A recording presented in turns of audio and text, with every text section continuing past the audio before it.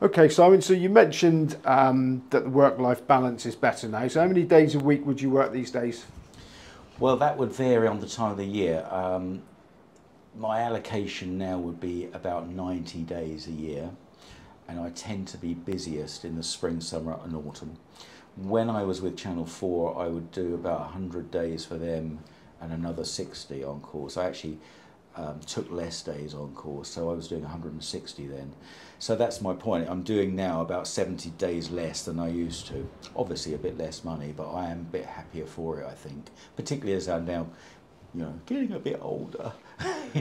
I've just turned 60, and it is time to just smell the roses a little bit, I think. Yeah, so would that be countrywide? I mean, we were going to do this originally at Newton Abbot, and that was abandoned. So, how, is it all right on the length of the country you do? Can be. During the course of the year, yes, I'd be up north and west a few times. We don't have a particularly good spread of commentators with regards to location. I think there's 18 or 19 of us, and we have more commentators in the south than we do in the north. There's only 3 really in the north, and even those 3, if they have to go up to Scotland, it's still a long way. Darren Owen lives in Middleham, Gareth Topham in Wetherby, and Malcolm Tomlinson in Beverley, and they've still got a long drive if they're going up to Ayr or Perth or Kelso. So they cover the miles. There's less traffic up there, but so we all have to do our stints in the north, and now we've got a bit of a shortfall in the west as well. And so I've kind of said, well, if I had the choice, I'd go west rather than north, because where I live south of London, I've got to get through the Dartford area. And so I'm doing more Chepstow last night, I'm doing a few Foss Lasses and Newton Abbots and that sort of thing. So we all have to do our trips because there are so many of us based in the southeast. Okay, now you telling me a bit about yourself before we did the interview. You say you didn't come from a racing background, and you also describe your background as quite poor, in inverted commas. So tell us a bit about your early days. Well, I think it was like a lot of people in the 70s growing up.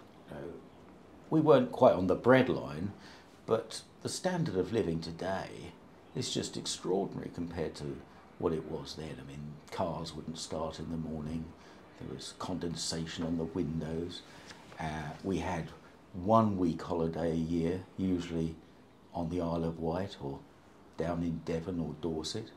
And my father, occasionally, if he could afford it, would drive into Hove. I grew up in a town called Shoreham-by-Sea, and drive into Hove, about 5 or 6 miles away, pick up a Kentucky Fried Chicken takeaway and bring it home. And that was a treat. Well, now it's just an everyday fast food meal, isn't it? So it was a lot simpler and less grand, and all the people that lived down our street, they would have had a similar lifestyle, and it was restrictive. We didn't have much money, but you know what, I think we were quite happy. And the background, for no racing background, so where did that interest come from? That is a complete unknown. I have no idea, and my only theory is that it was the advent of colour television. And I don't think we were the first to get a colour TV by any means, but it may have been just watching the horses and the colours on the screen. And I just feel that so much of what I've been able to do has been down to, a bit of fate, being in the right place at the right time. I've been incredibly fortunate. I know people say that they're lucky, and I have been fortunate to be in the right place at the right time. I just don't know how I got the interest. I was just completely absorbed by it. And my parents, while being keen on sport, weren't especially interested in horse racing. I used to drive my father mad on a Saturday, spreading out the Sporting Life or the Sporting Chronicle on a table in front of the television and completely hogging it while the ITV7 was on and the BBC Racing, when he probably wanted to watch something else. And that was ridiculous. I can remember Grand Nationals specify horses like Black Secret, Gay Trip, and this is like early 70s, where I was born in 1964, so I was only about 7, 8 years old. And then the 1973 Grand National, Red Run Crisp, really clinched it. for me. So for you, it was always the spectacle of the racing as opposed to betting, which is how a lot of people get into the sport. Well, I had 10 pence to win on Red Rum at 9 to 1. Which sounds a bit pathetic now, doesn't it? But it was 1973, and I was only 9 years old, not even quite 9. And I suppose winning on the Grand National was a bit of a stimulant. And I did get into betting quite a lot when I was younger, and when we were a bit older, myself and a couple of mates, we would go into betting shops, but we were underage. And one of my mates got a 50cc motorbike. I think you were allowed to have it at 16 or 17, and we would take it in turns to carry the crash helmet into the bookmakers to look older. I don't know if it were. I think the bookies were only too happy to take our money. And there were quite a few good betting shops actually round about Shoreham and Southwick. There was an independent in Southwick run by a guy called Terry Tribe, who was kind of a larger-than-life figure, blonde hair, covered in bling. And it was still the days of the Extel commentaries, and he would lay odds in running based on the Extel commentaries. So he was just a gambler, you know. He was a bookmaker and a complete gambler. And there was the board man on a little bit of a stage, and he was a complete performer. It was a great atmosphere. Betting shops were, in my opinion, so much better then.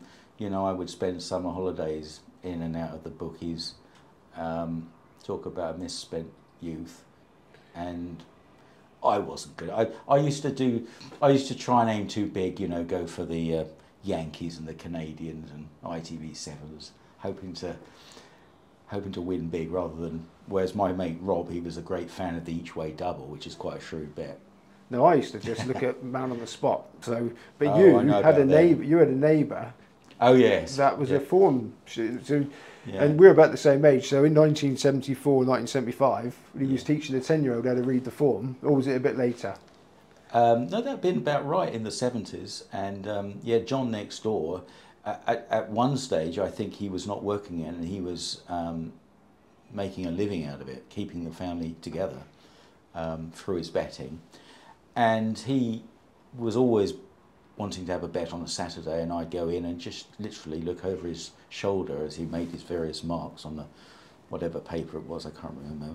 And we would have allegiances to certain horses. I remember that, for example, he was a great fan of Comedy of Errors, and I said, no, Lanzarote is better than Comedy of Errors, and he was probably right. But so I learned a lot just by that, and then we'd go down the betting shop, which I was then far too young to go into, and he would have a few bets on the dogs at Hackney, and I'd wait outside listening in, and he'd come out and give me my betting slips, and then I'd go home and watch the ITV7. That's the way to be brought up, isn't it? So Cheltenham Festival, you actually went to the Cheltenham Festival in 1974, so I'll make that you'd have been 10. Yes. So was that your, did you go straight, is that your first meeting? No, we went, my parents were very good, indulging my interest. I mean, we never went in the posh area, you know, we went down the course and sometimes in the car park down the course. They took me to Brighton and Fontwell, and they weren't really keen on racing, as I've said. You know, my father would always say, you know, look, I'm only coming racing on condition that I'd be allowed to sulk all afternoon. But he did so, you know, I mean, it wasn't his thing really. But we were talking about Red Rum earlier, and I always remember, you know, he loves sport. And, well, he still does love sport. God, talking about him in the past tense there. And when Red Rum won that famous third Grand National, I was watching the race with him at home, and Red Rum had a bit of luck on his side. That Andy Pandy fell at Beeches, Churchtown Boy made a bad mistake at the second last. Anyway, so he came up the run in, and Peter O'Sullivan, you'd never heard a reception like it at Liverpool. And my father, a non-racing man, he literally sank to his knees in front of the television. It just felt so miraculous. And so he could be moved by horse racing, as I've been moved many times. And it felt that day as if the whole country was watching, which isn't the case now. No. When you actually went racing, did the atmosphere and the whole feel of it even, you know, make you even more keen? Yeah, I loved it. I mean, that first Cheltenham Festival, you know, it's not it wasn't what the festival is today in terms of size of the crowd, but we went into the centre course, which is now the best mate enclosure, the cheap enclosure, because we couldn't afford to go anywhere else. And I was just with my mother. My mother was single at the time, because this was during what my father called his first period of exile. So they weren't together at the time. And so I was 10 years old. She took me into the best mate, and she was there. She was being approached by quite a few drunken punters, because she was a very attractive woman. Anyway, I was just perched on this sort of railing. And my memories of it, two real memories. One, Terry Biddlecombe went out to ride his last ride at Cheltenham, and he was a bit of a local hero, Gloucestershire boy. And Pendle was a strong favourite to win the Gold Cup, and he'd been second the year before behind the Dickler. And the commentator announced that Pendle had been brought down. He was brought down by a horse called High Ken, and I always remember this groan that went up from the stands as Pendle, because he was a very popular horse. But yes, the atmosphere was addictive, and I couldn't have known then that I would go on and attend and commentate at so many Cheltenham festivals. You know, dream come true. When you say it was a lot different, I mean, how do you mean, how different was it? So I'll just say in size of the crowd, really. I mean, it felt a really big crowd, but, you know, compared to more recent Cheltenham festivals. And I mean, I actually think that Channel 4 Racing did a lot for the Cheltenham Festival. We got the contract, I think it was about 1996, 97, something like that, and threw everything at it. And the festival seemed to grow, and we had fantastic viewing figures as well. The festival really seemed to grow as a result of the coverage. And I don't remember back in 1974, but I can't imagine that there was the kind of build-up there is to the Cheltenham Festival that there is now. And how do you feel about the way everything is focused on it these days? I think it's a shame, because people can ultimately be disappointed. You know, you like looking forward to Christmas in June, you know, and then not getting the present you want. You know, I think it's a shame that some of the other great races in the jump season are largely ignored. But the whole sport is in a situation of change, isn't it? It's a situation of domination of big yards, one trainer in particular, and the spring festival. So there's kind of this imbalance where there are good races in the first half of the season, and I used to love that period where it was the Paddy Power, where it was the Mackerson, wasn't it, and the Hennessy, now the Coral Gold Cup, and right up to the King George. And I don't think it's quite as good as it used to be, because there's so much focus on March. And the other fact is, I'm talking about Red Rum again, my racing hero. He would run 9 times every season, starting off in September.